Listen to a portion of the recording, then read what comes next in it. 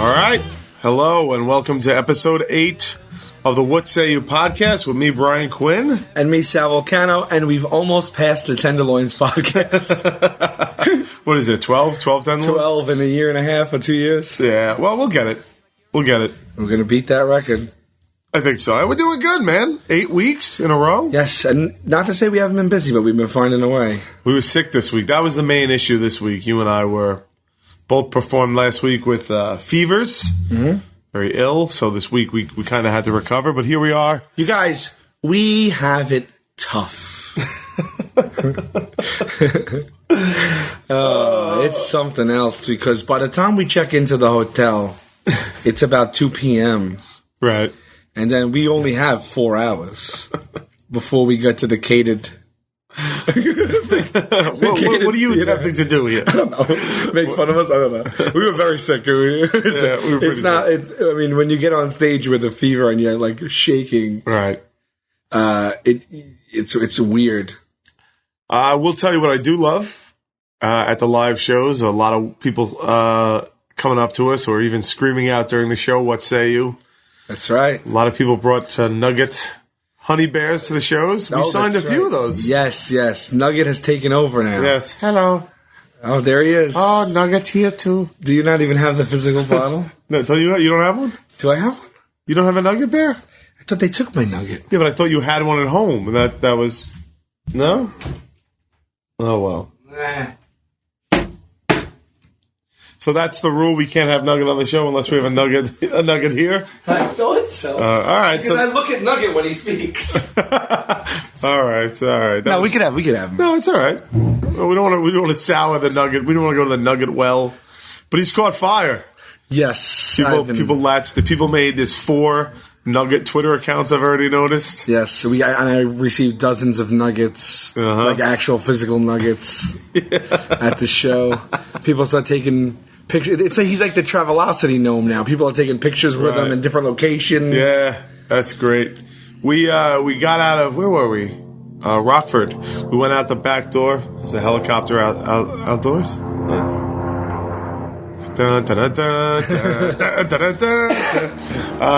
I'm gonna close those. Yeah, that's all right. Okay. We walked outside the back. There's always, like, when we do a show, because we do the meet and greets. Because we used to try and meet everybody.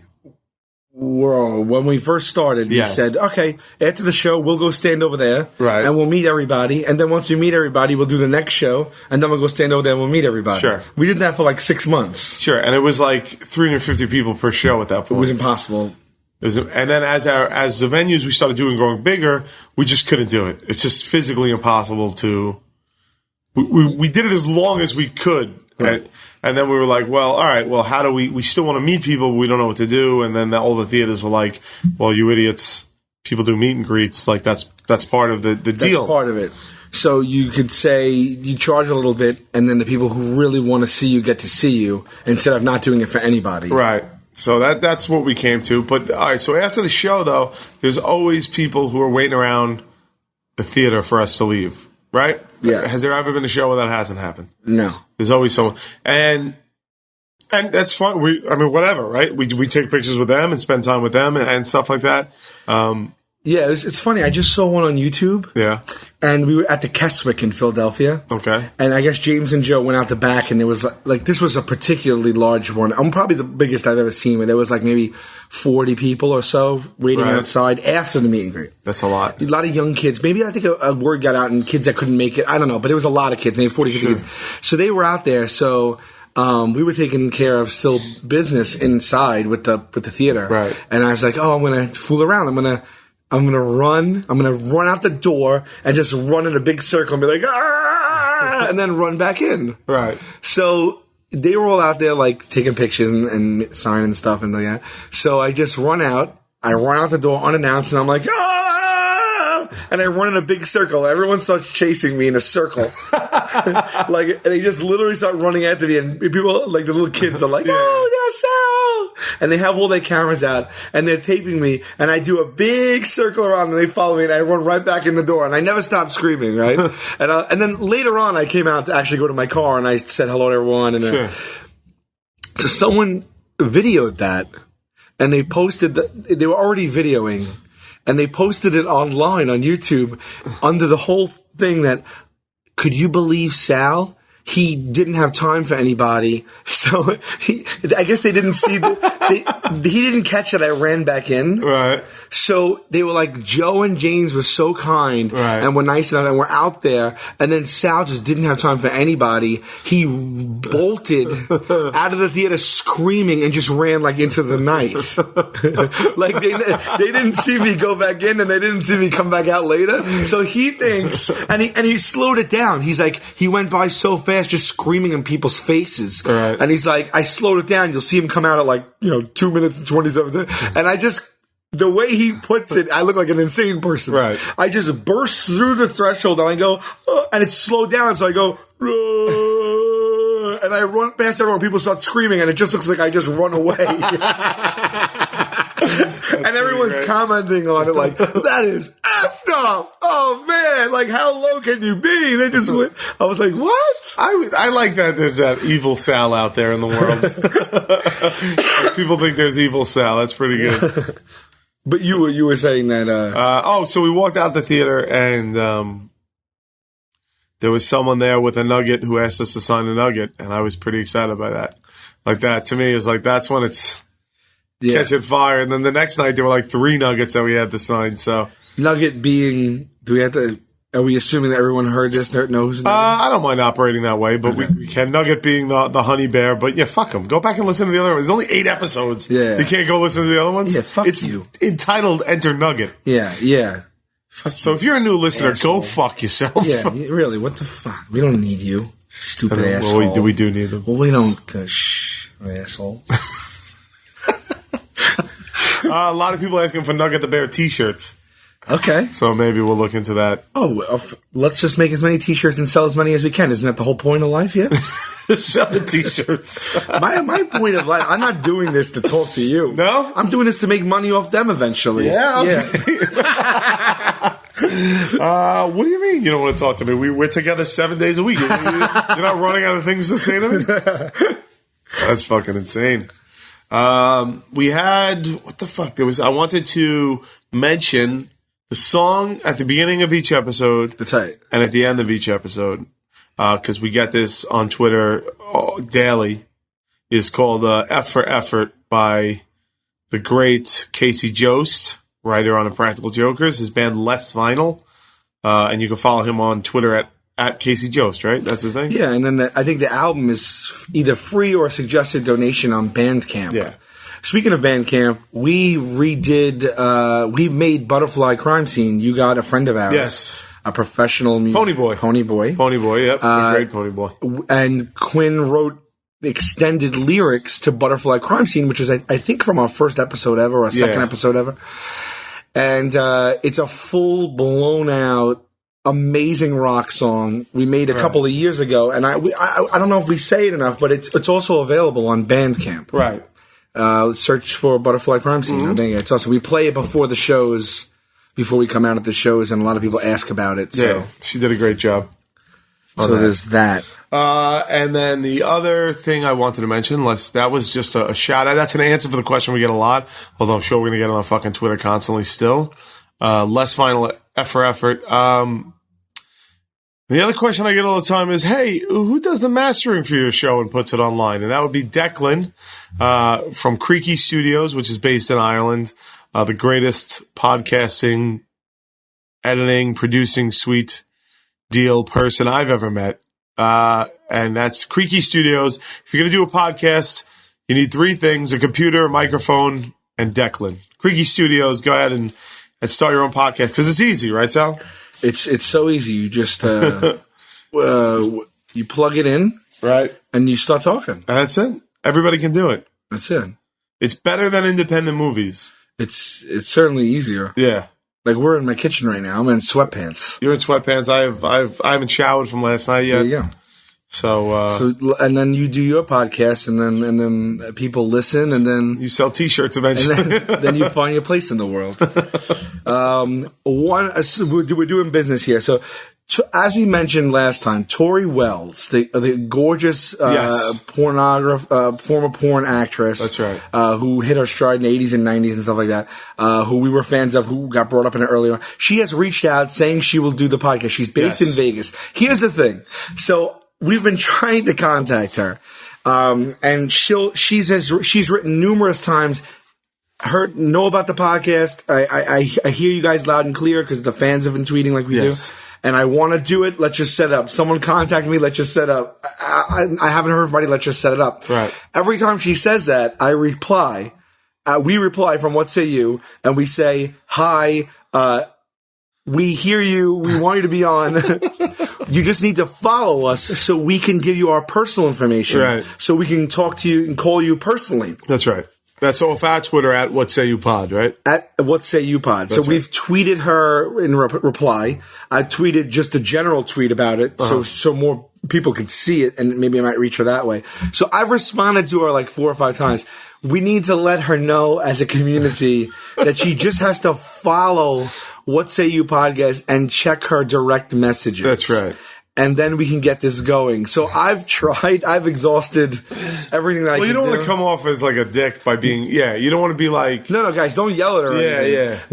I just need her to... It may be that the few times I responded, she didn't see those either. That's right. Could be that simple. So we just somehow need to communicate with her in a very polite way. Respectful way. That she just has to hit the follow button. And then we can exchange information. And that being said, we'll go do that. Now, did you want to mention anything about a possible? We can do that. We can. I didn't know if you wanted it to be a complete surprise. Should we want to keep it as a surprise guest? We have a surprise guest lined up. We have a surprise guest lined up. If he can do it this week, we're going to do it this week. Here's the thing. If he can't do it this week, I don't know when we're going to be able to do it. Okay. Because he lives in California. Okay. So now there's 2 arguments for that. Mention it and talk about it because I'm so excited about it. Right. This way, even if he doesn't come, at least I get to talk about it. Right. Or don't mention it. Oh, fuck it, let's mention it. Okay. I'm going to say the name Kane Hodder, and a lot of people out there might not be aware of who he is. But he was he's a stuntman, still is, who played Jason Voorhees in 4 of the Friday the 13th movies. Mainly when Jason was a supernatural zombie, like when he came back from the dead and he was all jacked up and huge and fucking rotting face and all that shit. That was like, what, 4 or 5 on? Yeah, I think it was Jason Lives. Jason Lives On. I think he did Jason Lives to Jason X, but why even wonder when we have Wikipedia?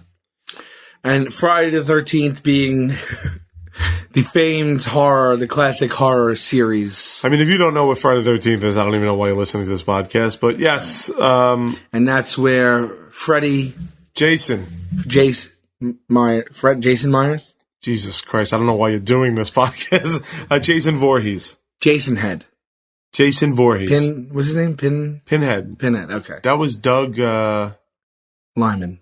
No, Doug Lyman directed Swingers, okay. Right? Yeah. Doug, what the fuck is the name of the guy? Fresh. Yes, Doug E. Fresh played Pinhead. So Kane did him in Friday the 13th, Part 7, The New Blood.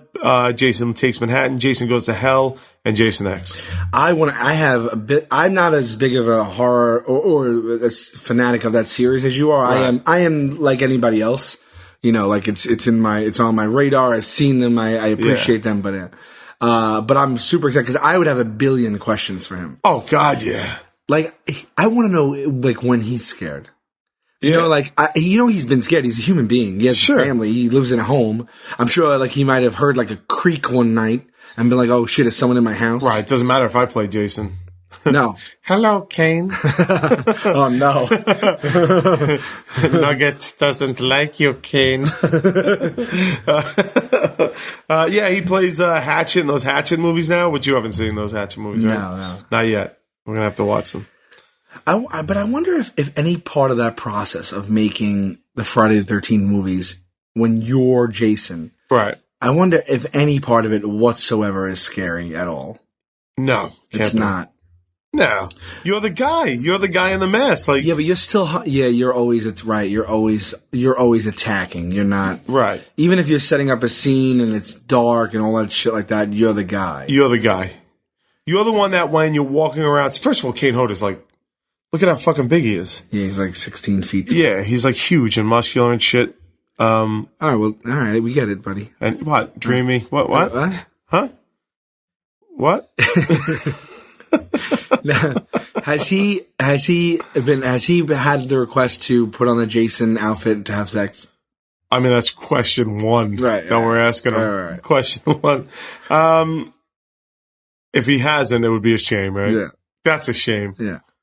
What he should be doing is he should be fucking chopping down doors with axes, holding a severed head and his penis out, and just having sex. I would, if I was him, I would make like a website, like, fuck Jason. .com, just like just come to like either like he makes calls or he's just based out of like the office is like a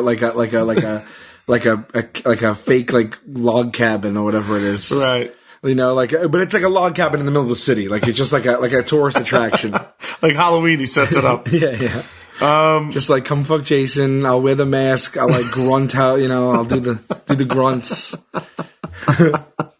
People would do it, believe it or not. Yeah, definitely. People would do it. But when you're an actor or an actress in that movie, I bet a lot of them like don't have to necessarily like dig deep to be scared either, right? Well, you have this giant guy coming at you with an axe. I'll put it to you this way: I run from the goddamn cat suit, and it's real, right? And you know like who's in the cat suit. Actually, we've changed it a couple times with with people that have been in it. Right. I know that it's one of you in it, right. Like that, but.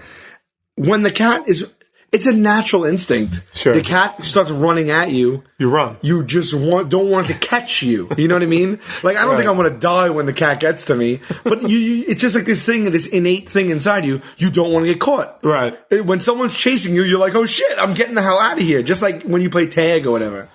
But if I'm that way with like a cat mascot outfit, right? I imagine that like when you're in the woods and it's dark and he's got the axe and they yell action and he's coming out and he's looking at you with those eyes and shit. Right. It's got to be like intimidating. Yeah, I'm sure it's like. Well, even fucking in haunted houses, when I go through. And the actor like just gets in your face and like real close and is just like, "You're gonna die," and I know it's a theater major from NYU, right. You know what I mean?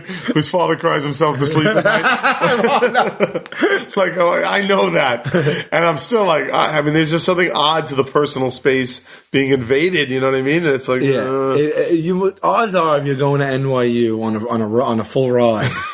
Your father is definitely like a surgeon, right. A Midwest surgeon. And it's like, so is Billy Billy going into... Like, hey, Ted, what's going on? How are you today? Good, I'm doing great. I saw Billy left for college. He packed up the old car. Yes, my little boy is he's out of the house. That's amazing. Yeah. God, they grow up so fast. Yeah. So fast. Yeah. So. What's he going to school for?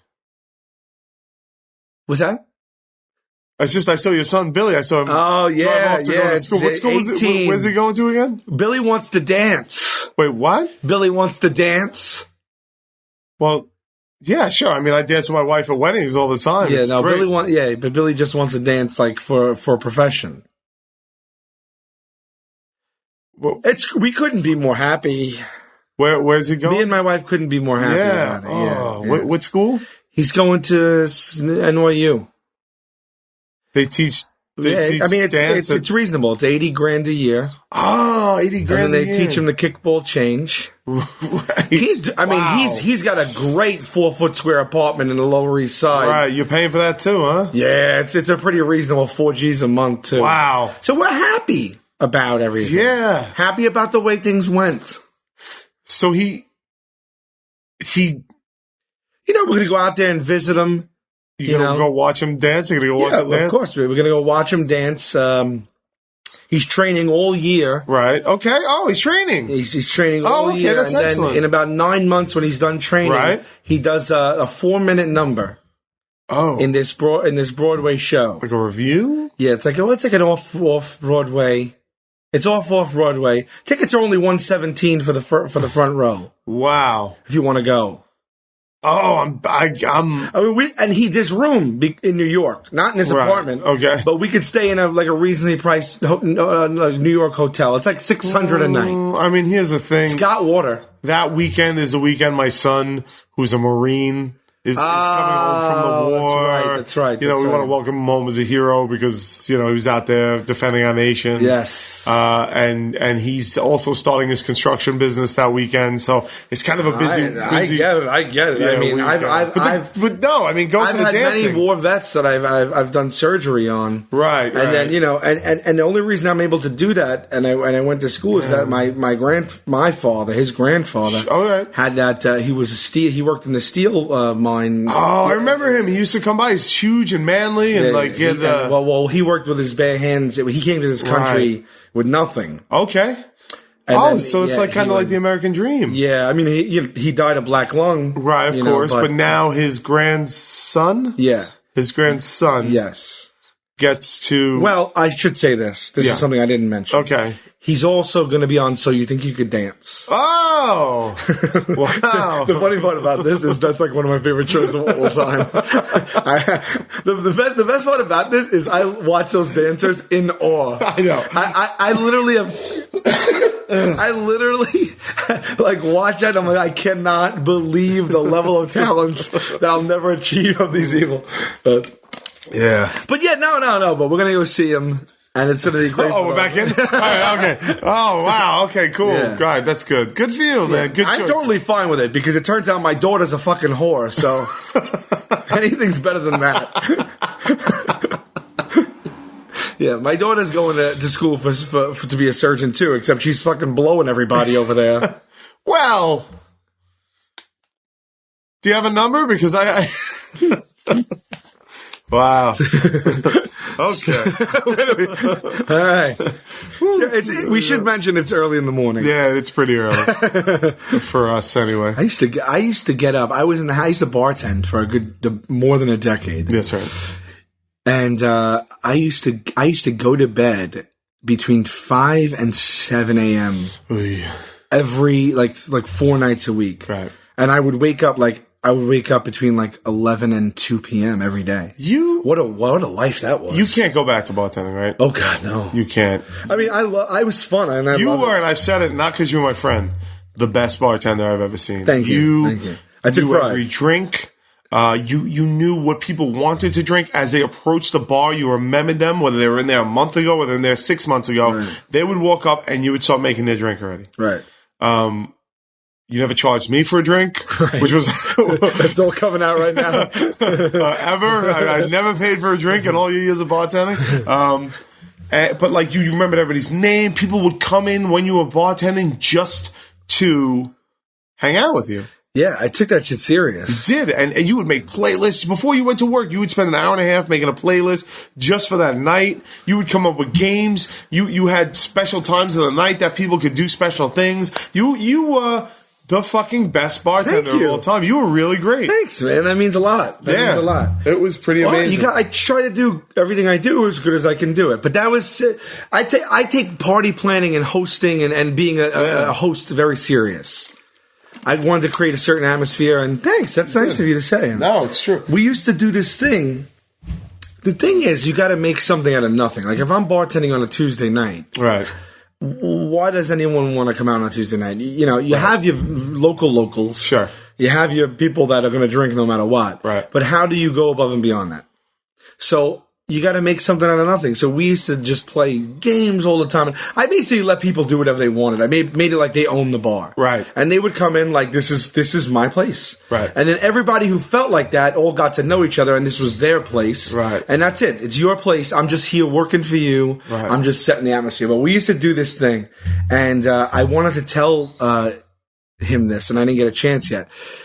But my buddy Matt one day, this was like this all the time. It was a very neighborhood, very fun, anything goes eclectic place that I used to work at. Right. My buddy Matt comes in and he brings this childhood tattered. There's no more glass on it. The glass shattered. It was sun faded and falling apart. It was a cheap picture that you win at like a carnival of Shaq. Right. Of Shaquille O'Neal. That's right. And his aunt gave it to him. He had it in his room for like 15 years. It was like when Shaq was on the Orlando Magic in his rookie year. And it was falling apart. He was going to throw it out. So he brought it into the bar like people did all the time. And he's like, hang this, you know. Right. And I was like, oh, this is funny. This is like, Shaq actually looked like a picture. It looked like a picture of a cardboard cutout of Shaq. Right. I hope I still have it. I got to find it. But, and I'm telling you, the thing was, it looked like it was in your trunk forever. Yeah. It looked like it was in a flood. Yes. And it like wrinkled, crinkled, and it got faded, and it had watermarks on it and sun marks. And the frame was plastic, and it was held together by glue. That was breaking, and it just was a piece of shit. Right. And he was like, I had it my whole life. I didn't want to throw it out, so I brought it in. I was like, let's just keep it here. So I wrote on the back of it. It was a piece of cardboard on the back. I wrote, "Do not throw out." Right. And I put it on that, and then all of a sudden I said, you know what? We have to celebrate this. So what we did was, every Tuesday night, as soon as the clock struck 2 a.m., right, I called it Shaq time. Shaq time. Right? And what we would do is, and I wouldn't tell anybody. If you were in the bar, you experienced Shaq time, and then you knew about Shaq time, and you chose to come back and bring back people or whatever it is. At Shaq time, I hung up Shaq's photo. Right. Okay? Above the bar. Okay? Made an announcement. Handed out noisemakers, pots, pans, to everything. Right. Okay? I said, ladies and gentlemen, we blew a whistle. I said, it is Shaq time. Whoever's in the bar gets a free drink. If there was 40 people in the bar, I poured 40 shots. Right. Right? We then turned on at full blast his rap album with the Fushnikins. Can We Rock? What's Up, Doc? Right? So that came on. That starts with sirens. It's like, woo, woo, woo, woo, woo. And everyone starts banging the noisemakers. Wow. I walk around like a ring lady, like a ring girl, holding the card up. I hold the Shaq up. I'm like, it's Shaq time. I just start pouring shots. And then my buddy, who went above and beyond, drops the projection screen and starts playing Shaquille O'Neal highlights. For no reason. People are hooting and hollering, standing on the bar, banging pots and pans. Everyone just starts doing shots. Right. What Can We Rock? What's Up, Doc is playing. He's dunking over people. There's a siren going off. And we did that every Tuesday at 2 a.m. Right. Well, the bonus to that is, first of all, I stayed open until 4 no matter what. In New York, you're allowed to stay open until 4. I stay open until 4 because every bar wants to close before 4. So I wanted people to know, at 3 o'clock, if you want to go somewhere, I'm going to be open. That's right. So I would get that. Every other bar crowd come to this place, and they wanted to be there for Shaq because who doesn't want a free drink? Right. And it was whatever you wanted. It was whatever you wanted. Okay. So, it wasn't like a bullshit shot or anything. Right. And people used to be run in the bar at like 1:55. All of a sudden, I would see people run, because the rule was if you got there at 2:01, you weren't getting a drink. Right. You could participate in the highlights. Sure. But you weren't getting a drink. People used to pour into the bar. People used to pour into like, did I miss Shaq time? And I'm like, no, man, 1:59. They were like, yeah. And like, people used to write like to each other. Like, I used to get texts like, are you going to Shaq time? I'll meet you at Shaq time. Fine, let's just go for Shaq time. And this is Tuesday night at 2 a.m. There used to be 50 people, 60 people in the bar going nuts. So this legend grew. I did this for years. Years. Long time. So now when the local papers and stuff, when we have events, and we used to be like a music venue, so we would have like write-ups and this and that. And Shaq time, everyone just started talking, it used to get into print. So it would get into print in like Time Out New York, the Staten Island Advance, and they'd be like, oh, this night they're having a party, or this night's blah, blah, or the kitchen's open. Or even if it's just a write-up of the bar. Right. Kitchen's open till 2. It's a great place. You go there. They got a great, they have a pool table, and you go and you hang out. It's a really eclectic, artistic crowd, blah, blah, and don't miss Shaq time. Right. You do not want to miss Shaq time at 2 a.m. People used to come in with a newspaper and go, what's Shaq time? And everybody there would be like, no, I can't tell you what Shaq time is. You're either here for Shaq time or you're not. Right. It was first rule of Shaq time is you do not talk about Shaq time. So fast forward 8, 9 years later, we get the show on True TV. Shaq gets a show on True TV. That's right. Which my friends were like, did you get Shaq to follow you in real life on television? Like, it's the real Shaq time. Like, he's following your show. But Shaq was going to come on our show to be on. Oh, that's right. There was we were supposed to fly down to Atlanta or something, and we were going to shoot, and Shaq was going to be a guest on our show, right? Like a cross promote thing. He was going to help us, he was going to help him, and we're like, who doesn't want Shaq on the show? He's so personable, right? And I couldn't believe it because what Shaq meant to all these people. Right. I wanted to tell Shaq. I wanted to meet him and be like, Shaq, you don't understand something. For the last 3 years, at every Tuesday night at 2 a.m., I had 60 people just worshiping you, showing you highlights, playing your rap. Yeah, but when you're Shaq, you have, like... I hope that he would find that special. Right. It was called Shaq Time. It was in the newspaper. The world loves Shaq, though. I know. He's not, But I think does anybody not like Shaq? I don't know. I think he doesn't have a public image problem, right? He never got into trouble with women. He never got in trouble with drugs. He never did any of that stuff, right? No, Shaq's just beloved. He just did, his biggest crime is maybe he did corny shit here or there. Which he's loved for. Yeah. He did that Steel movie, like that Superman Shazam, right? Didn't he do Shazam? No. Yeah, he did Shazam where he was a genie. Kazam. He was a genie in a boombox and he rapped in it. Yeah. And he had the thing. But he did a DC comic. He did a comic book movie before comic books movies were fucking cool. There was when Superman died back in 92. I don't know if you know this. 4 Supermen came back. Have you ever heard that storyline? The big one where he died. Yeah, he died, and then for a year it was called the Reign of the Supermen story, and he was replaced by 4 Supermen. One was a clone of his called Superboy. One was a evil villain of his that was half human, half robot that made himself look like a cyborg Superman. Another one was a Kryptonian robot called the Eradicator, and the 4th was this guy named John Henry Irons, who was a huge black guy, an iron worker that Superman saved, and he was like, I have to dedicate my life to... So they weren't aliens? No, well, no. The Eradicator was because he was Kryptonian. Did they all exist in the same universe? Yeah, there was a big mystery. Supermen. Well, they were all claiming to be Superman. Okay. They were, people were like, because the clone looked like a younger Superman. How does the Superman kid look like the 10-foot black Superman? Well, no. You didn't let me finish. He was the only one that didn't make the claim that he was Superman. And he still is DC Comics Iron Man. He built a suit, an Iron Man suit, it was silver and a giant S on it. Uh-huh. And people were like, who are these 4 Supermen? They're claiming to be him. And it was Lois Lane was trying to figure it out. So Shaq, like myself, big Superman fan with the Superman tattoo, is when I got my Superman tattoo in New Orleans, I think 3 people have that tattoo beside you. Shaq, right, Joey Fatone, and Bon Jovi. You're in good company, my friend. I'll take any one of those guys to hang out with. I'm not joking. Right. Good company. Shaq's amazing. Bon Jovi's amazing. Right. He sold 200 million records. I grew up on him. And Joey Fatone. And Joey Fatone, God bless him. Is Joey Fatone. I love NSYNC. Who always had Joey Fatone, who is he on Twitter? Because here we go. Yes. Well, first of all, do we follow Shaq too? Not yet. This is a bunch of follows right here. I follow Shaq, first of all, just in my daily practice. Right, of course. And on Twitter. But what say you has to follow Shaq and Joey Fatone right now? I don't think Bon Jovi's on. Real Joey Fatone. And his background, Superman symbol. Hey, all right. We got to get this guy on, right? Yeah, let me see. How many followers does he have? 135,000. Okay. Yeah, Joey, fucking NSYNC, man. All right, so we're going to follow. We are now following Joey Fatone. You guys know what to do in the audience. If you could reach out to Joey Fatone. We love him. Because, I could use his help in defending the Superman tattoo. Oh, I would ask him a billion questions, too. Yeah? I'm a question, forget about it. Does that make any sense? It does. Joey Fatone's a good one, man. That would be great to get on. Oh, my God. That'd be amazing. And I believe he has Staten Island ties. Does he? Yeah.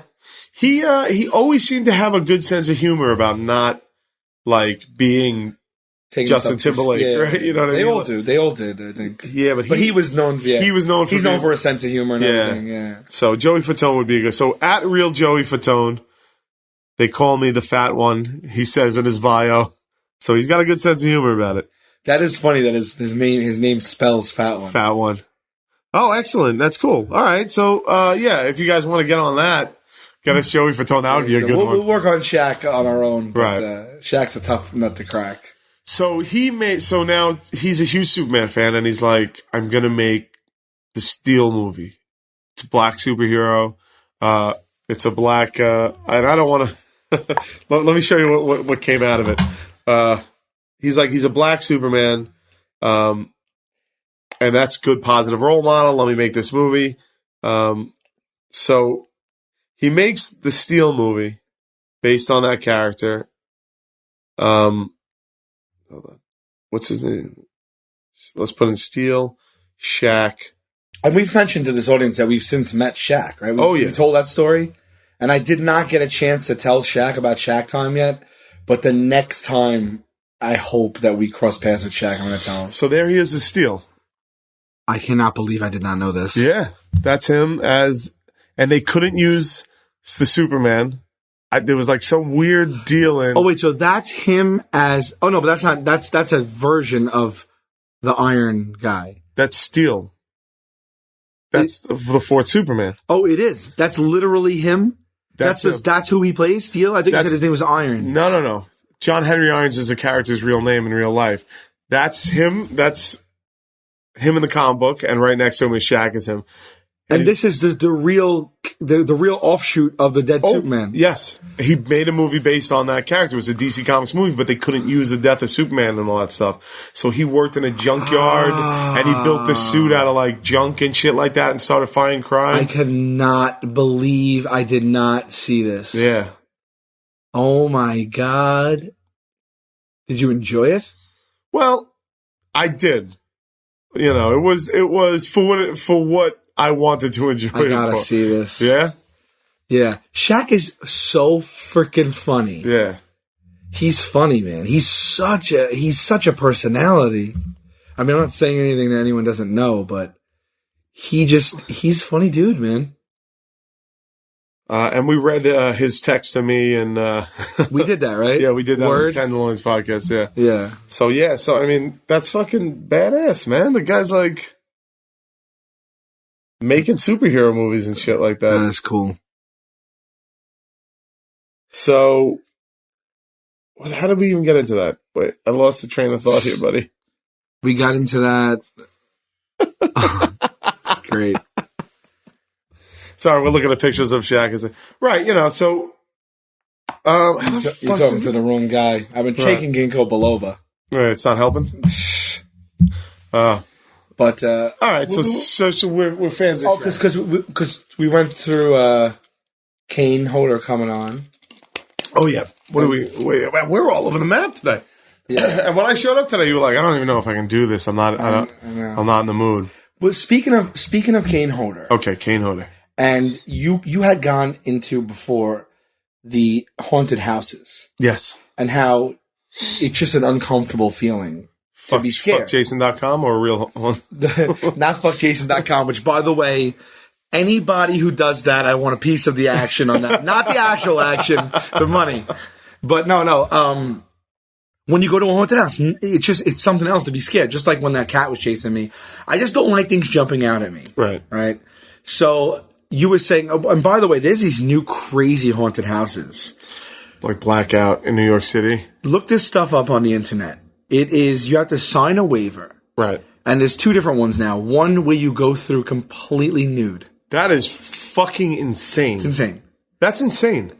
It is. You know how vulnerable you must feel? I mean, it's genius, but I mean, imagine the workers there. Like, just nude people are just going through. And it's there's only like 5% of people look good nude. Right. I mean, come on. And we're not in that 5%. No, God, so we're not saying that to be judgmental. No, I'm saying that I would never want to do that. Who's more scared when I go through? Me being nude walking through a haunted house, or the people that have to see me?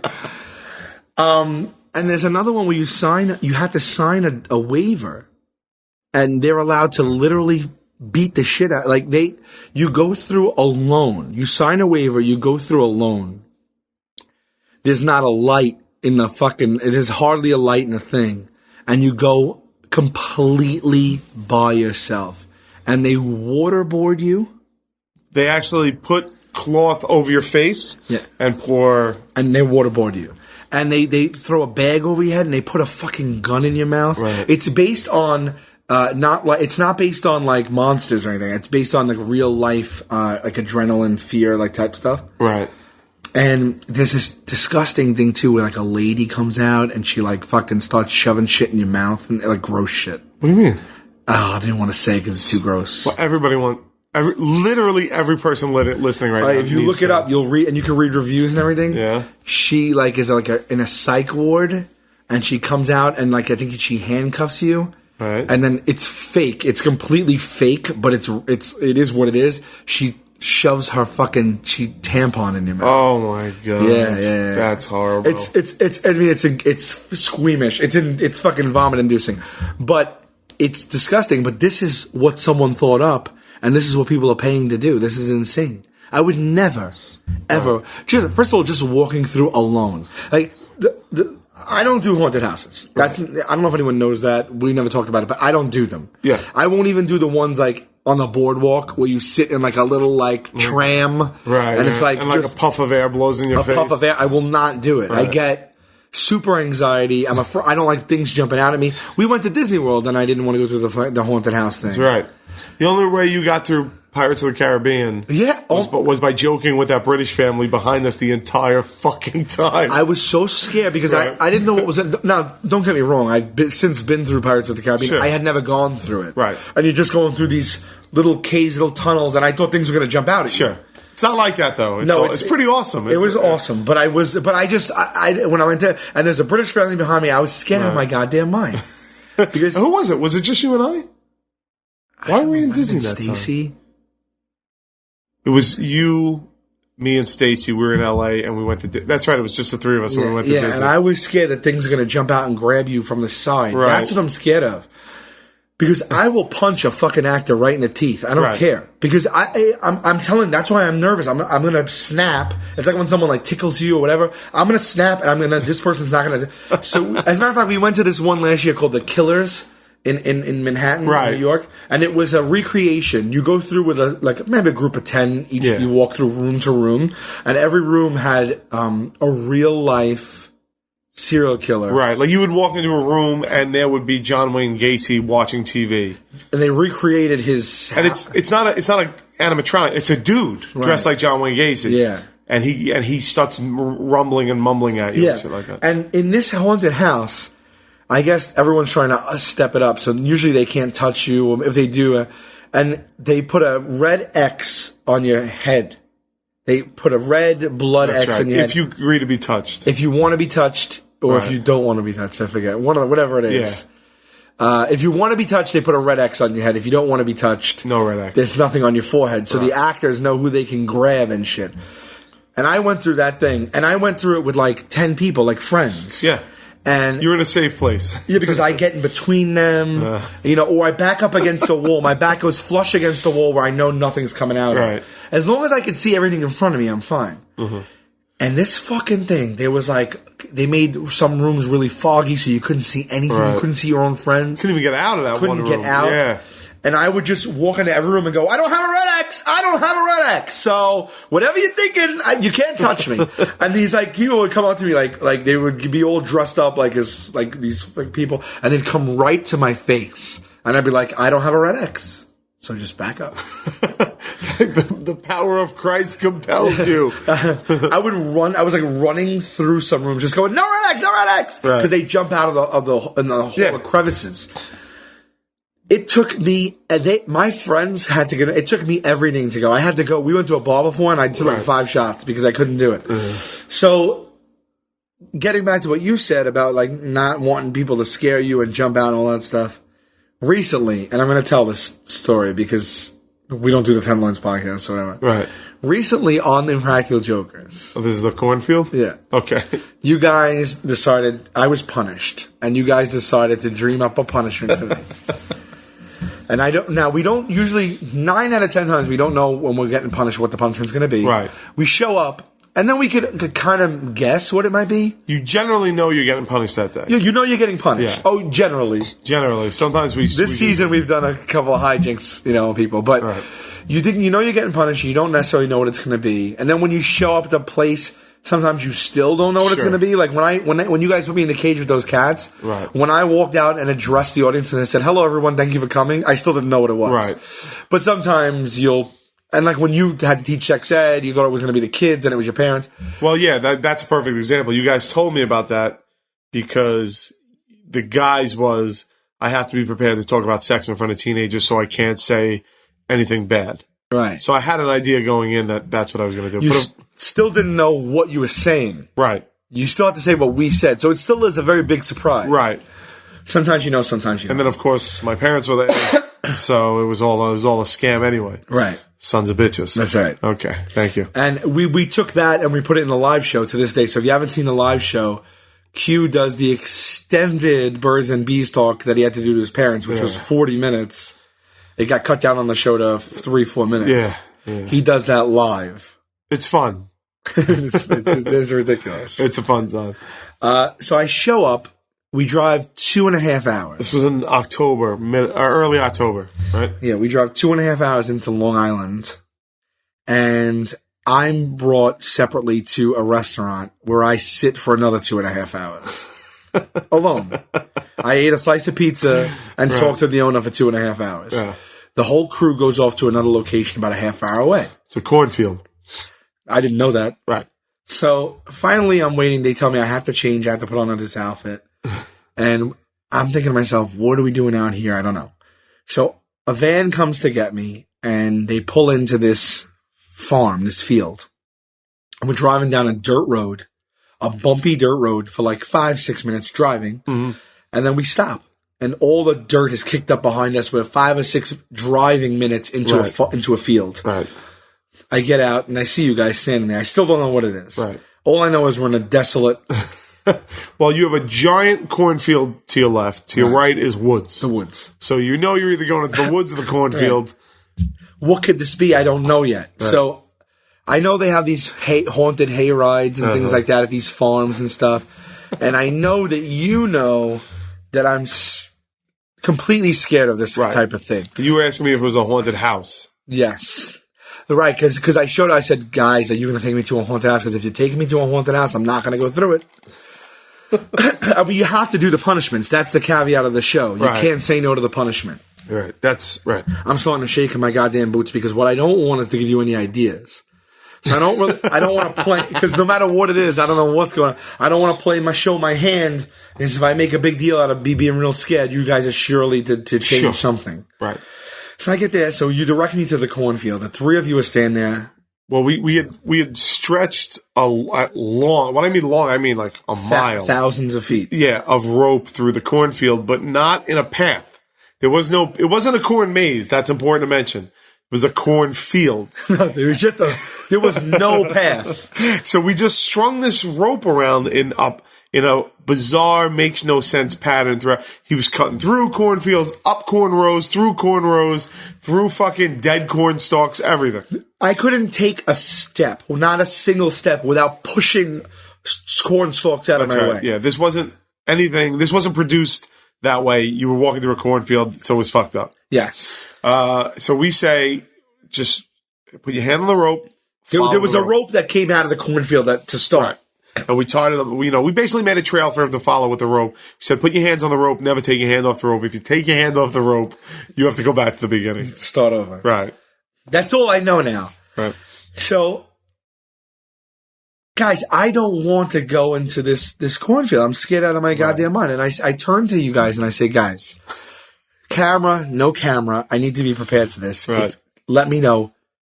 Is this fucking cornfield haunted? To which Gatto says... So Gatto took me on the side, because I did... They're like, no, it's not haunted. I said, guys, I don't care about the goddamn cameras. Mm-hmm. If it's haunted, it's haunted. I don't want to do it. But if it's haunted, I need to know. If you guys have someone jumping out at me, I'm going to punch someone as hard as I can. And you're going to punch a person on our crew or an actor, whoever the fuck it is. Right. It's not going to be good. Is the cornfield haunted? I was saying it so dead ass serious. Tell me if the goddamn cornfield is haunted. Right. So Joe takes me on the side, and he does something that we do. It's like a code that we have, because when we film the show, the cameras are on 24/7. We try to make it as real as possible. We try to trick each other as much as possible. Right. And that's the only way it's fun for us and fun for you. Can't be fake. So Joe takes me on the side. He looks me in the eye, like on the side. And I don't even think the cameras were on. Right. And mind you, now they hooked me up to cameras because I'm going into the cornfield. Right. So they did that thing where cameras are hooked up to my chest and my head, like they're just facing your face. yeah. So the cameras are attached to me. Right. So there's a camera on me at all times, like those scare tactic type cameras, which was another giveaway for me. Right. Although how are you you needed to put it on me no matter what? Sure. Because I was gonna walk a half hour into this cornfield alone. Little did I know.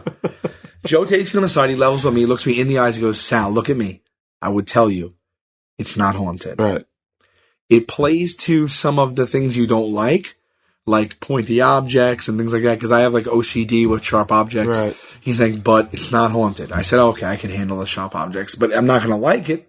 And then before I went, I said, "Joe, if there's going to be daggers shooting at my eyes or something, like this better be safe." Well, it's just the corn stalks, I think he was talking about, because those leaves are like green daggers. Yeah, and if you don't know me, I have a crazy OCD with my eyes. I have very sensitive, weird eyes. They're sensitive to light, and when I see sharp objects, it freaks me out, and I get like tense. I get like a headache. Living in my body is no fun. It's not. It's not fun being Salvo Cow. I'm just a neurotic idiot, right? So he says it's not. I start going in. I start walking in, and right away, like you take 5 steps, you're away from the sunlight. Right. It was getting dark. It was the perfect time. Yeah, they call it like magic hour, right? Yeah, When the sun's going down. We couldn't film it in the pitch black because then you couldn't see me. Right. But it was getting dark. And as soon as you take literally 5, 6, 7 steps in, corn swallows you, right? it swallows you up. I don't see you anymore. I don't see outside. It gets like 10 shades darker. And you're just colder, like chill. It gets colder. Right. And all you see is corn. And this horror movies, Children of the Corn, like everything, it takes place in the woods, on a farm, and like a cornfield is quintessential horror. Right. Sure. You're separated. You can't see what's coming from any direction. Dude, it's like soundproof almost in there, right? Like from you guys, right? But sound amplifies anything that's happening within those corns. Right. Every step I take, it like sets off like a reverberation of crackles and everything like that. And you said, don't take your hand off the rope, which scared me too, because I'm going to swing if someone's coming. Sure. So I get like 5, 10, and my mind starts playing tricks on me immediately. Right.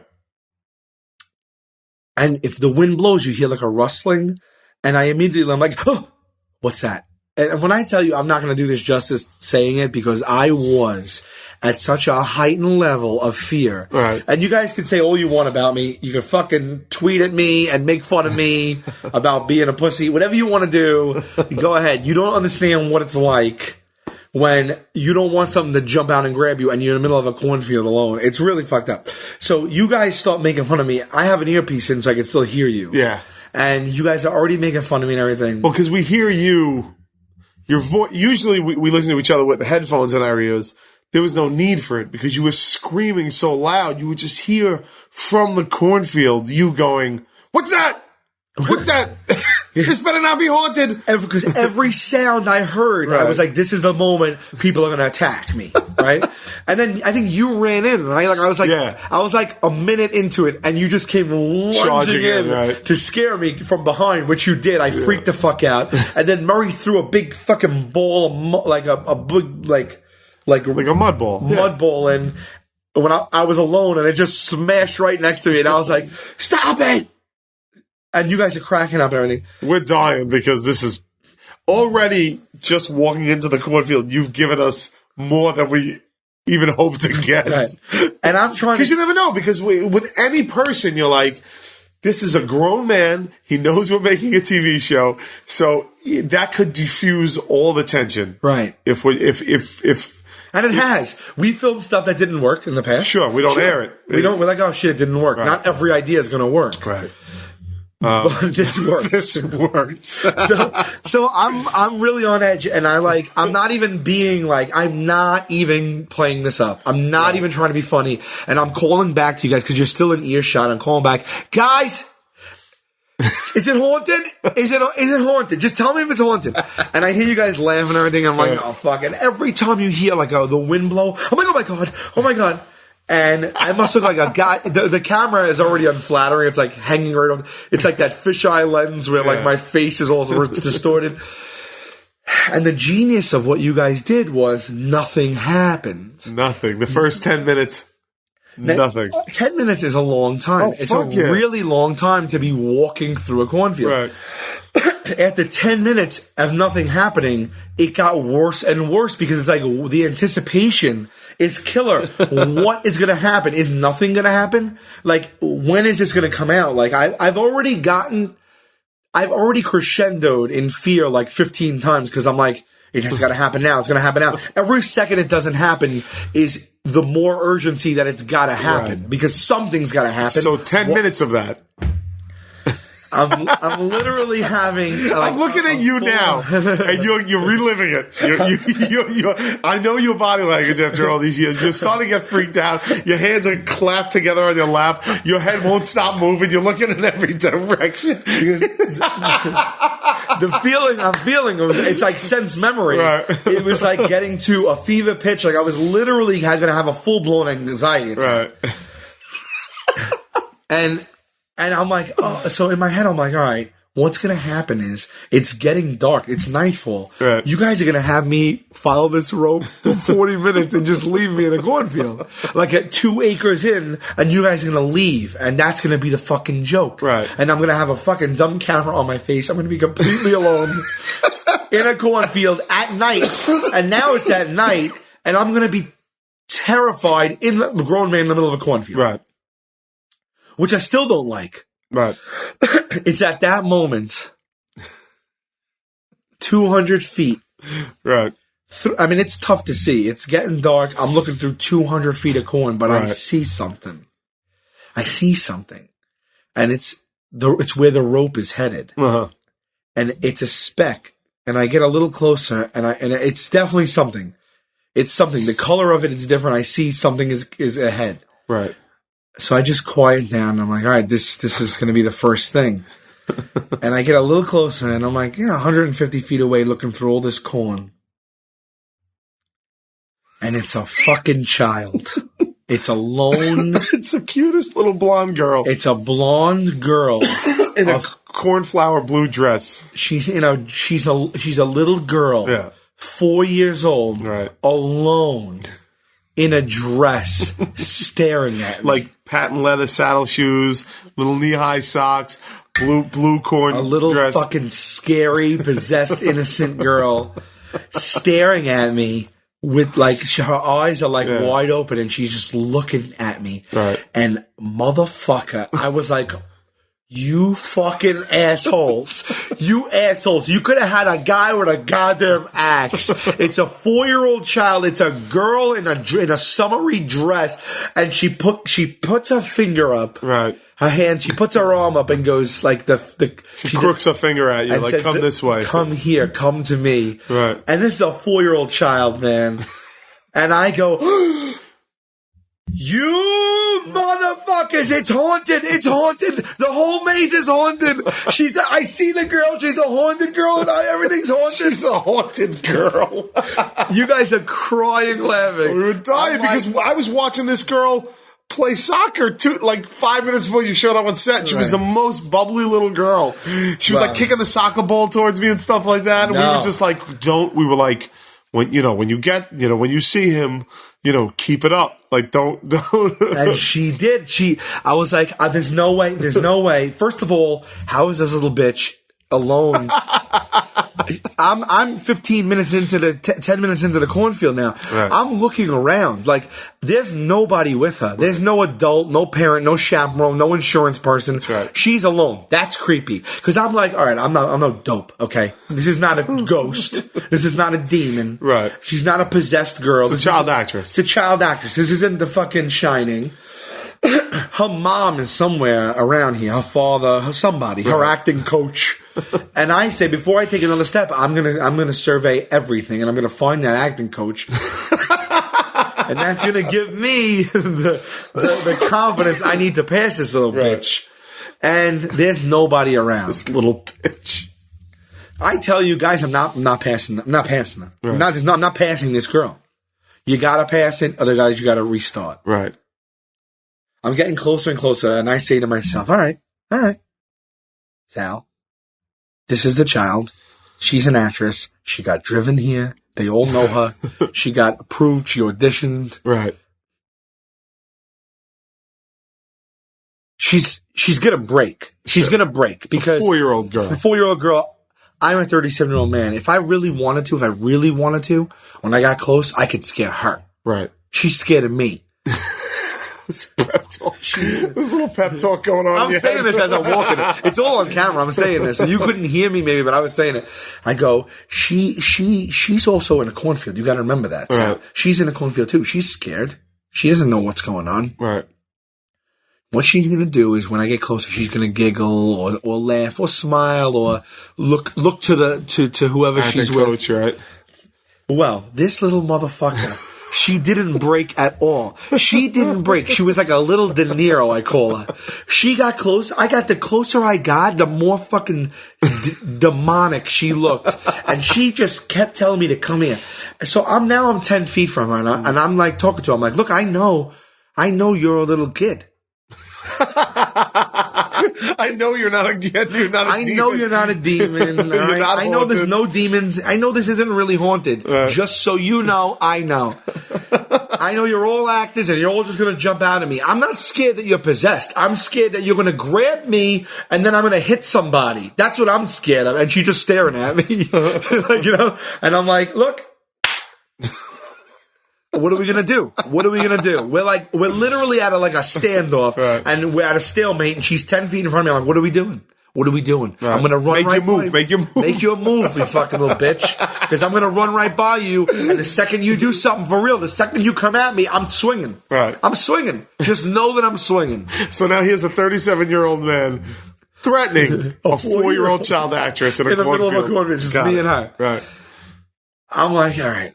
I just grab the rope and I scream as loud as I can and I charge past her. Right. And I'm like, ah! I just scream and I run past her and she just stays there. And I ran a good 60, 70 feet in 1 minute. In 10 seconds. And I charge past her and I'm holding the rope and I get past her. And I'm like, all right. Now I'm 50 feet the other way, 60 feet the other way. She's done. I got past this. Now what's going to happen to me? Now I know it's haunted. The fucking floodgates are open. Now I got to expect anything. The fucking thing's haunted. So I'm walking along with the rope, but I have to keep my eyes in front of me and behind me. Right. Because this bitch is behind me now. So I'm looking at her, and now I'm 50 feet past her, and she's not leaving. She's staying there and she's watching me. She's not leaving. Why isn't she leaving? Right. That portion of the haunt is done. Why isn't she leaving? Why does she has to go? There's child labor laws. I know she's not standing all the But time. her eyes are locked on you. She won't take her eye away from me. And I'm holding her up and I'm backtracking.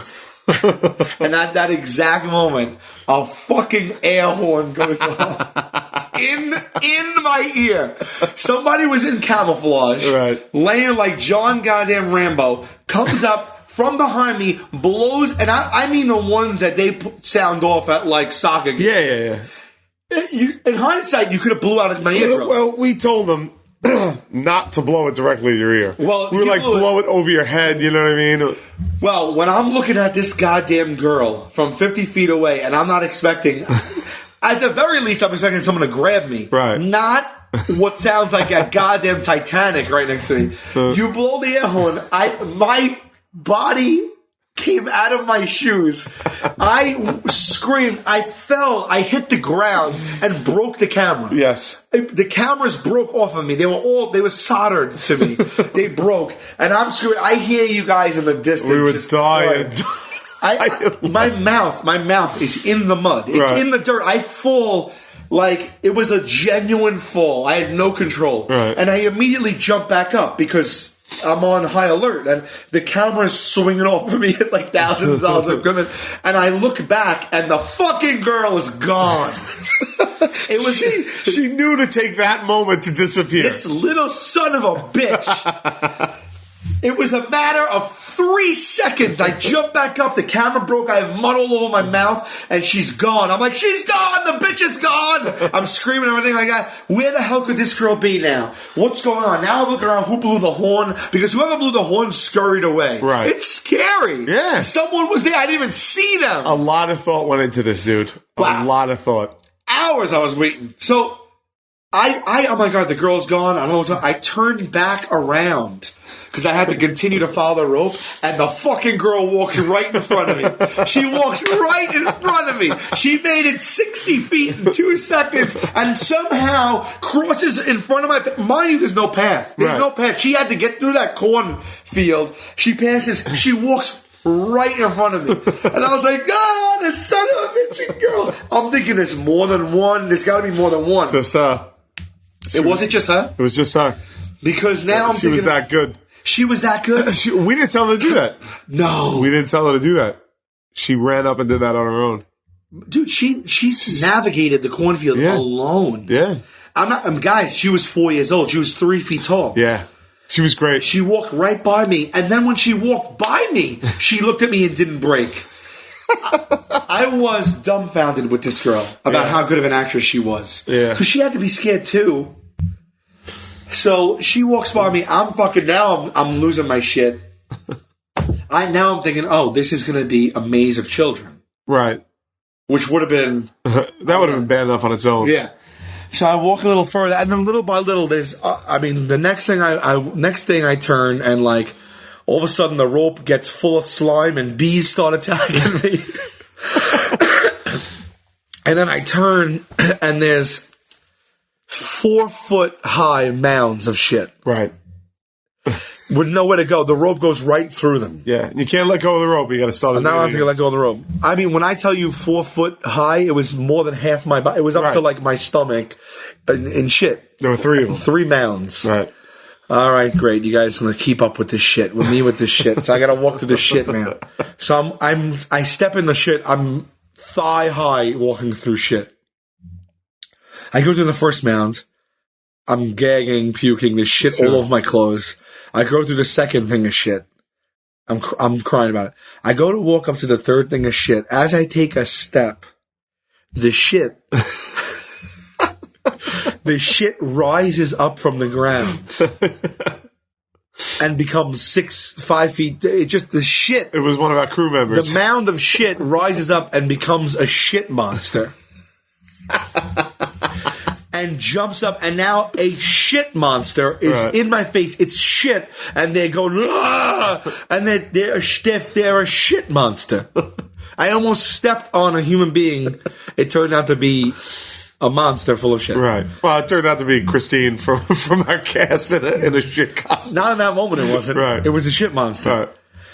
I'm freaking the fuck out. She scurries off. Remind me if I'm forgetting anything, because I was like... Well, I mean, do you want to walk through the whole thing? Like, what well, later on there was a scarecrow. Right. The one thing that we, on set, and it was about a half hour before you got there, and I was like, I couldn't pull it together, but I was like, how did I not think of a clown? How did I not think of a clown? I would have lost it. I would have lost it. I wouldn't have been able to do it. I wouldn't have been able to do it. Yeah, I really regret that. I looked at Joe and I went, a fucking clown. Because we wrote that list. What's scary? We edited it. I was so impressed with what you guys did. Yeah. I never experienced anything like that in my life, nor would I. If there was a haunted cornfield, I would never go to it. Right. This is the only situation in my life you could have ever gotten me to do that was a mandatory punishment. And I couldn't believe what you guys did. That must have been so much fun. It was great. To dream that up. Dude, we were...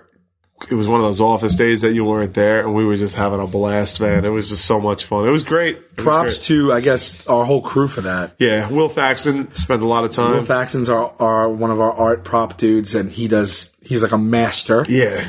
And even like, Justin and Chris and those guys that helped like lay it all out and everything. It was fucking nuts. Yeah. But you will see that this season coming. Yeah, what is it? January 2nd, new season Is the new season starts, yeah, and that is one of the punishments. Yeah. Seasons don't really matter anymore, right? Not really, because we go on and off all according to, like... Right. We're on just all the time. We're just on all the time. Yeah. We have some stop downs of 2 to 4 weeks, and we start again, and we stop again, but we're trying to crank out as many as we can. Yeah. So, but anyway, so that's, speaking of Kane Hodder. Oh, wow. All right. Yeah, Kane. I can't wait. I really hope we get him in, man, because I had pictures of this guy in Jason form, but I had pictures of this guy on my wall as a child, so I'm fucking really excited. And he is a fan of our show. He's a fan of Impractical Jokers. Yeah, that's what we found out, right? Yeah. That's pretty crazy. So yeah, our one of our listeners, Sid, was at a HorrorCon with him and took a video of him and sent it in to us, and it was fucking phenomenal. Yeah. It was phenomenal. That's awesome. Yeah, so I'm really excited about that. I knew this guy's name when I was a teenager, you know what I mean? It was like, got into debates on who was the better Jason and that, and I always liked his, because he was just so physically massive. So it's pretty good. One thing I want to promise. Okay. I promise by the next episode we will say the date that we're going to go see Gallagher. Okay, that's right. That's a promise. Another thing I want to do, if we can, by the next episode, is at least pick when we might start the Fast and Furious marathon. Do we want to wait? Did we talk about that? Well, I think we should do it as soon as we can because our time is so fucked. Yeah. But we have time off coming up. Yeah. So I think we should do something maybe over the Christmas break. Okay. We'll pick a day. That's when we'll do it. Yeah. Yeah. So the third week of December into the first week of January. That's when we'll do the Fast and Furious. That's right. The next podcast we will mention which Gallagher show we're going to go to and we want everybody to come to. Right. And did you happen to purchase any murder mystery tickets? Oh, I forgot to purchase murder mystery tickets. All right, because that has to come to fruition too. You're absolutely right. And I promise too the conclusion of the porn box in the next episode. Oh, okay. Next, wow, a lot going on next episode. We have a lot of loose ends to tie up in the next episode. Episode 9 will be chock full. Lot of payoffs. All right. And I'll bring Nugget next week. We'll get him back. Next week. So I guess we've been going for a little while, man. An hour, 10 minutes or so. Why don't we wrap it up? I do want to say that this comes out. We're going to release this tonight. Oh wow! November 23rd, Saturday, November 23rd. Okay. Tuesday, the 26th. The first season of the Impractical Jokers DVD is released. Yes. It is so fucking cheap. It's on Amazon for $13 and like 63 cents. Yeah. It's insane. And buy it, bring it to shows, we'll sign it. I mean, we'll have fun with it. We did commentary for it. We did. We did 5 episodes. We did 4 episodes, I think. And then a secret one. And then we did a secret one. I think you guys are really going to like it. Yeah. And we talked a lot about behind the scenes stuff like you're supposed to, but we also did our own version of these commentaries where we really went off on a tangent. Yeah, it was great. So I hope you guys like that. And it's supposed to have a lot of extra footage on it and stuff like that. And it's not on Blu-ray. I've been getting this a lot because it wasn't shot in high def. The first season of Impractical Jokers was shot in standard definition. So there would be no benefit to releasing it on Blu-ray whatsoever. Right. It's $13 and change. It makes a great Christmas gift. It does. Stocking stuffer. And there won't be any other seasons unless this one sells well. That's correct. If that matters to you, great. If it doesn't matter to you, hey, no big deal. You know what I mean? Yeah. Well, I really hope that we get to do more seasons because we'll have a little more time and we have a little bit more stuff to pick from and we can really dig. I mean, this is a good one too, but we can really dig into some extra bonus shit. Well, it's like everything else. Like the first time we do something, it's a learning curve. Right. The second time we do it, we know a little bit more. By the third time we do it, we will control every aspect of that DVD. What's on it, what the graphics are like. Right. That's how the Tenderloins have always worked. Like it's a little bit of a learning curve. Like if you look at Impractical, like it's actually good if you watch the first season of Impractical Jokers and then watch it to the current season. Just the editing and the pacing. A lot has changed. So much. Way for the better, I think. Way for the better, yeah. And that's because we were able to slowly gain more control over the show as it went along. Right. So we'd love to get you there. There's 17 episodes, 5 commentaries, deleted scenes, extras for $13. That's less than $1 an episode. I mean, I think it's on sale. It might be someplace in the $20 range or whatever. But well, it's on Amazon right now for pre-order for $13 and change. Well, there you go. So, and if you listen to Tell 'em Steve Dave, or if you're aware that I do another podcast called Tell 'em Steve Dave, and frankly, I'm surprised if you don't, we're running a thing over there. If you listen to the coming up episode, we're going to release a email address that you send in a picture of either you holding the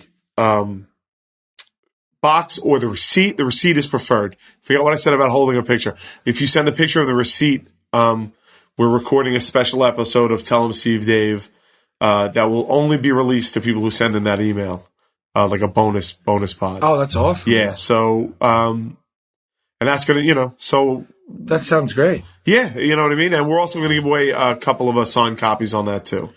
Cool. Yeah. I mean, if we well, let me know when you record that. I'll come in. Oh, that's great. Yeah. That's great. We could. So there's lots of reasons to go out and spend the $13, but we'd appreciate it if you do.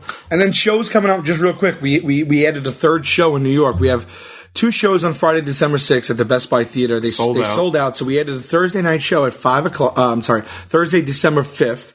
I think it's 7:30 or 8 o'clock p.m. Another show at the Best Buy. That's halfway gone. So get, if you have an interest in that. The next day we will be in Indianapolis, Indiana on December 7th. That's a Saturday.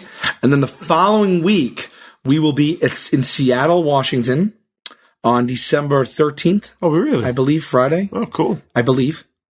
And December 14th is Saturday, I believe. We will be in San Francisco. Oh, right. Oh, that's cool. Yes. So, those are the next groups of shows before the new year.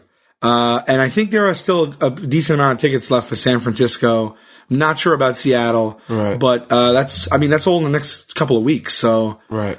If you, didn't know we were on the road, come see us. Tickets are available. Go to the10loins.com and that's it. I think you want to just make a phone call, see if you get anybody. Yes. See if this week happens. Come on. You want me to look up a code? All right. This one of these days. By the way, I'd also like to say a special shout out to 2 countries that are not the United States, because I'm looking at our downloads right now. Okay. And a huge amount. First of all, our audience is growing every week, which is amazing. We already had great numbers to start with, but it keeps growing, which is great, which means people are spreading the word or people are helping out, and we've been enjoying the artwork. And you guys, when we started this podcast, we asked for the audience to be a participant in it, and you guys have fulfilled that. Not a day goes by we don't get artwork. Not a day goes by that, you guys don't send us emails and questions and stuff like that. And it's unfolding exactly like we wanted. Yeah, in all seriousness, we joked, and I joked in the beginning, but the reason we do it is because it's so much fun. We don't make a penny off of it. No. So it's just, but it's a blast to do. You guys are just take it seriously, but you take, you guys are grasping the spirit of what we want to do. Exactly. We have so many listeners in the United Kingdom. Really? Dude, it's unbelievable. We get such a healthy amount of downloads. How? Why is that, you think? I don't know. I think some of it might be probably Tell 'em Steve Dave runoff, because I know we have a huge following over there, but I just think that, it's an English-speaking country. We peaked on a lot of charts. What say you? We're still pretty, every episode we drop, we go up in the thing, and I think that they do the same sort of mirroring over there in England. Right. People see it, they download it, because Impractical Jokers isn't on over there. Right. Not our version anyway. Right. The BBC version is on over there. And Canada. Canada. More in England than Canada, which I find odd, but a lot of people in Canada listen. Oh, wow. Very cool. Pretty exciting, which makes me want to book shows. Yeah, I would love to. In Canada and England. Yeah. Because we did the Tell 'em Steve Dave tour in England. Right. Sold out, and that was 300 seats. You know what I mean? That's fucking great.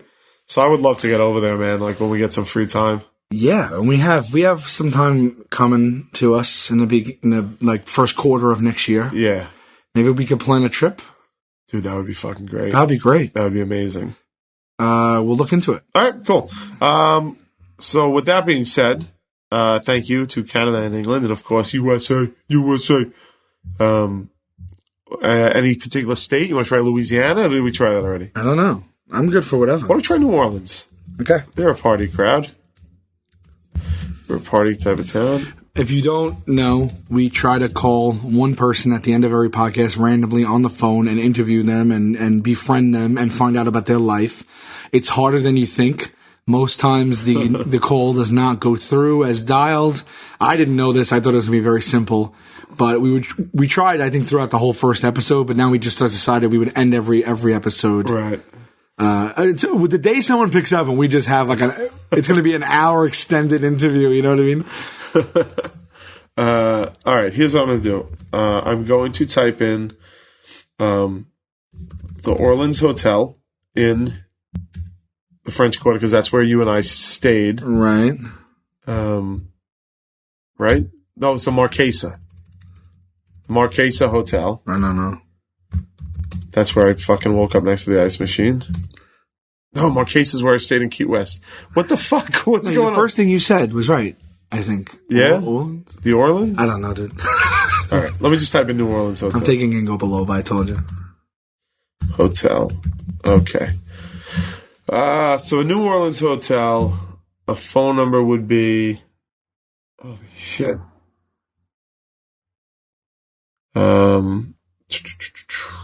Royal Sonesta Hotel. And the only reason we're going through this is just to find the fucking area code, because I feel I'm doing it wrong when I do it. Okay. I feel like I'm looking up like they're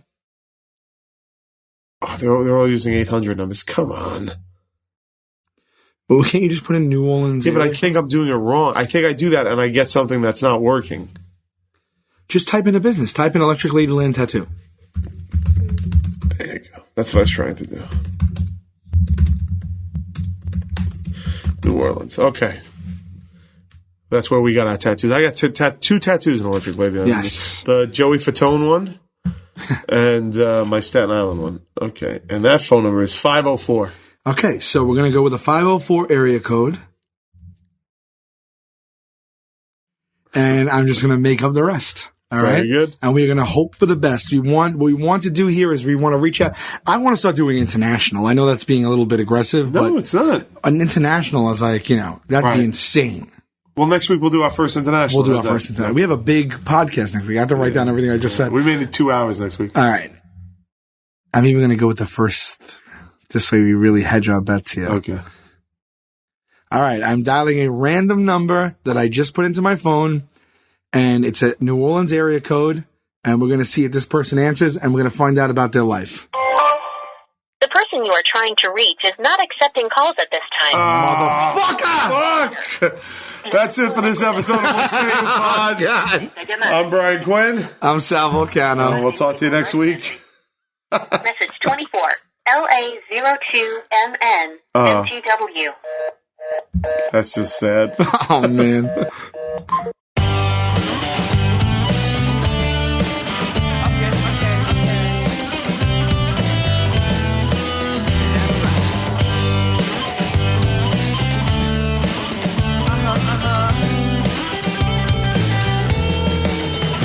I heard that Rome wasn't built in a day.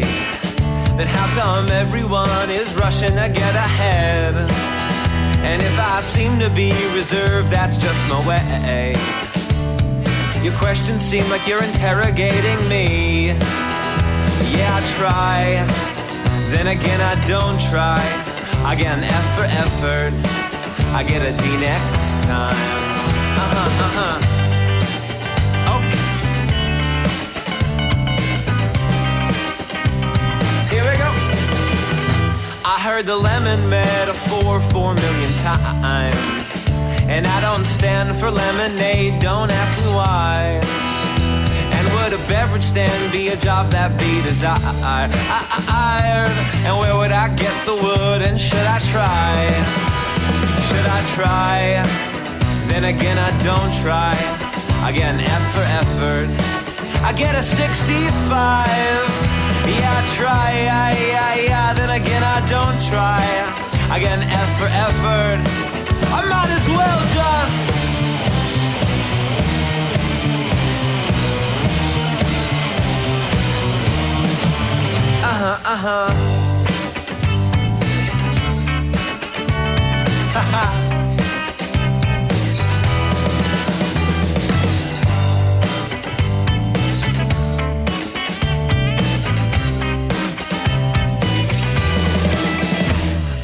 The currency don't grow like leaves on trees. Then how come my money comes and goes so seasonally? And I wish farmers planted plants instead of thieves. My friend pays a ton of green for greener groceries. Yeah, she tries. Then again, she don't try. She gets an F for effort. She'll plant a tree next time. Yeah, she tries. Then again, I don't try. I get an F for effort. I get a D next time. Yeah, I try.